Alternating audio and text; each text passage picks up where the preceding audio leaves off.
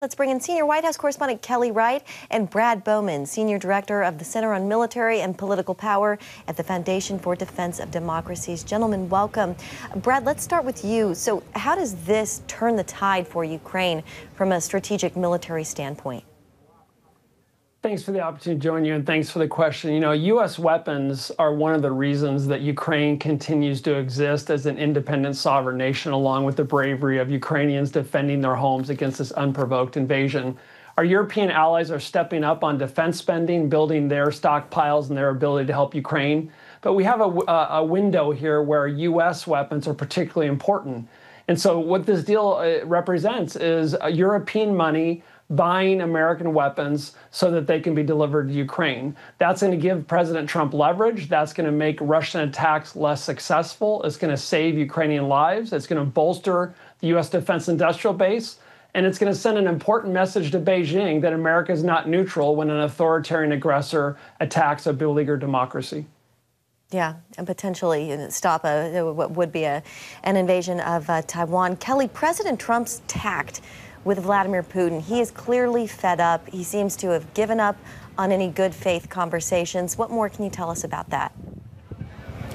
Well, basically, as he talked earlier today, and then again in the East Room when he spoke to members of the faith and business leader communities for a White House Faith Office luncheon, I listened to the president and watched him there in the room where he talked about this very deal. And he received thunderous applause, in fact, a standing ovation from the people who were there, who actually were buoying on his strength and his ability to stand up against Vladimir Putin. Look, the president is very exasperated, frustrated with Vladimir Putin. He has been dealing with him over a number of years, at one time admiring him and still saying he's a likable guy. He has great conversations.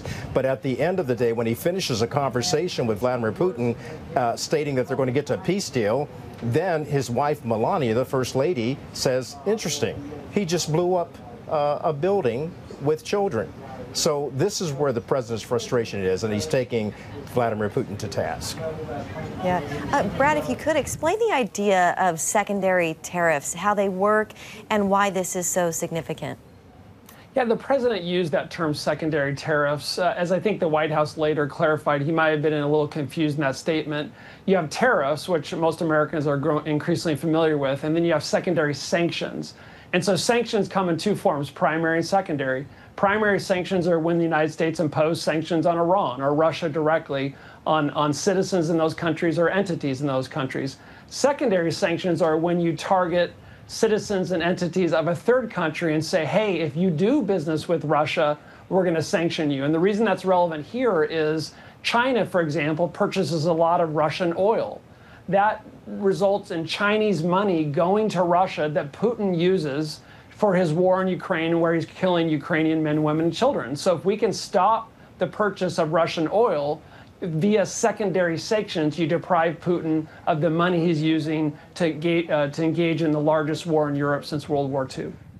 Yeah, and isolating the Kremlin. The president Yeah, I was just going to say, adding to that statement, the president also realizes, as well as the White House, they realize if they do this with Putin, with those secondary tariffs, it will basically eviscerate the economy that Russia has enjoyed. But now that economy is already crumbling because of the war.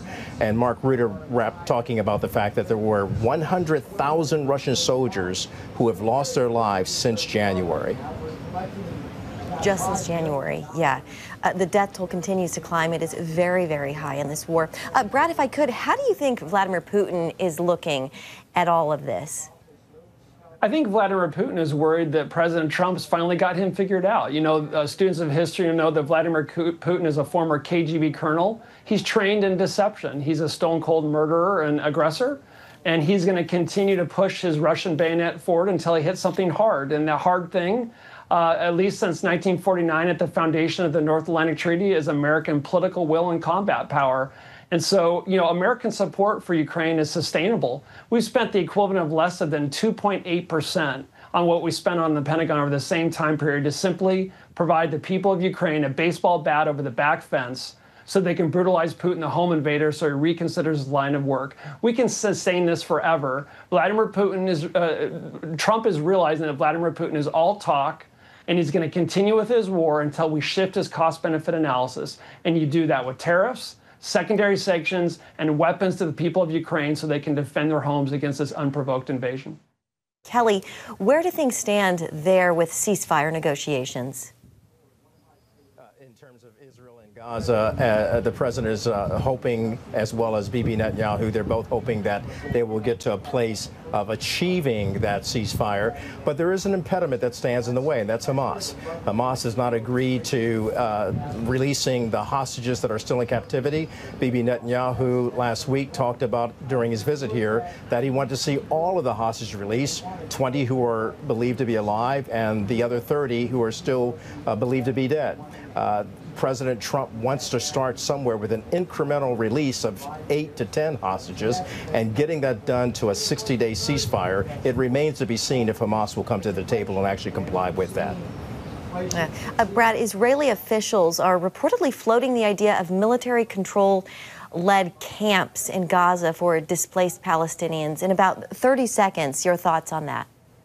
My thoughts are that this war continues and it's time to bring it to an end. And the primary reason it continues is because Hamas refuses to release these hostages these many, many months later. And so we have to ensure those hostages come home.